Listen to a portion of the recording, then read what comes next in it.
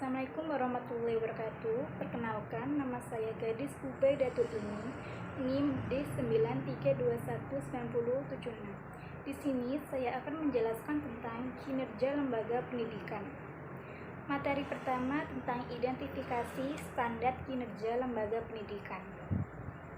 Kinerja adalah hasil kerja suatu organisasi dalam rangka mewujudkan tujuannya secara sepintas. Kinerja dapat diartikan sebagai perilaku berkarya, penampilan, atau hasil karya. Pengertian kinerja lembaga pendidikan adalah fungsi hasil-hasil pekerjaan atau kegiatan yang ada dalam lembaga pendidikan yang dipengaruhi oleh faktor-faktor internal dan eksternal lembaga atau organisasi dalam mencapai tujuan yang ditetapkan selama periode waktu tertentu. Dalam pengertian ini, ada 4 unsur yang terdapat dalam kinerja, yaitu 1. Hasil-hasil fungsi pekerjaan. 2. Faktor-faktor yang berpengaruh terhadap prestasi pegawai seperti motivasi, kecakapan, dan lain-lain. 3. Pencapaian tujuan lembaga atau organisasi. 4. Periode waktu tertentu. Pengukuran kinerja adalah tindakan pengukuran yang dilakukan terhadap berbagai aktivitas dalam rantai nilai yang ada pada suatu organisasi. Hasil pengukuran tersebut kemudian digunakan sebagai umpan balik yang akan memberikan informasi tentang prestasi pelaksanaan suatu rencana dan titik di mana organisasi memerlukan penyesuaian atau aktivitas perencanaan dan pengendalian. Pengukuran kinerja merupakan keharusan apabila kinerja tidak diukur, maka tidak mudah membedakan antara keberhasilan dan kegagalan. Materi kedua adalah sasaran audit kinerja, audit keuangan, dan audit tujuan khusus. Sasaran audit. Sasaran auditor adalah menguji rencana dan sasaran entitas untuk menentukan apakah kebijakan pendidikan yang diambil tidak keliru dan apakah sumber daya telah digunakan secara maksimal. Untuk mendapatkan sasaran ini, auditor harus menyimpan peraturan dasar dan kebijakan yang ditetapkan oleh organisasi atau lembaga serta membiasakan diri dengan peraturan pokok yang dijalankan. Auditor juga harus menentukan sasaran formal yang ditetapkan.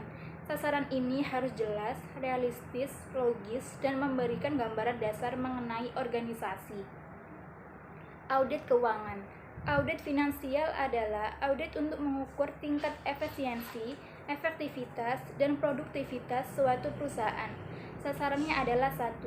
Menilai efektivitas satuan kerja yang mengurus keuangan perusahaan dengan nama atau nomenklatur apapun satuan kerja itu.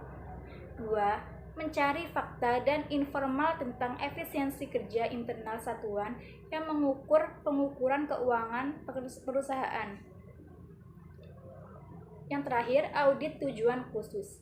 Secara definisi, pemeriksaan dengan tujuan tertentu merupakan pemeriksaan yang dilakukan dengan tujuan khusus, di luar pemeriksaan keuangan dan pemeriksaan kinerja. Hasil pemeriksaan dengan tujuan tertentu adalah kesimpulan.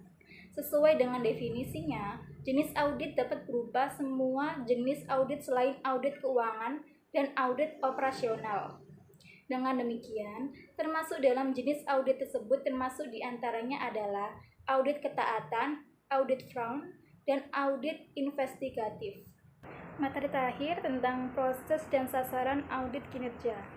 Secara umum, proses audit kinerja memiliki sistematika. 1. Struktur audit kinerja. Pada dasarnya, struktur audit kinerja adalah sama. Hal yang membedakan adalah spesifik teks pada tahap tiap audit yang menggambarkan kebutuhan dari masing-masing audit. Secara umum, struktur audit kinerja terdiri atas A. Tahap-tahap audit, B. Elemen masing-masing tahap audit, C. Tujuan umum masing-masing elemen, D. Tugas-tugas yang diperlukan untuk mencapai setiap tujuan. Yang kedua, tahapan audit kinerja. Audit kinerja merupakan perluasan dari audit keuangan dalam hal tujuan dan prosedurnya. Berdasarkan kerangka umum struktur audit di atas, dapat dikembangkan struktur audit kinerja yang terdiri atas A. Tahap pengenalan dan perencanaan, B. Tahap pengauditan, C. Tahap pelaporan, D. Tahap penindaklanjutan.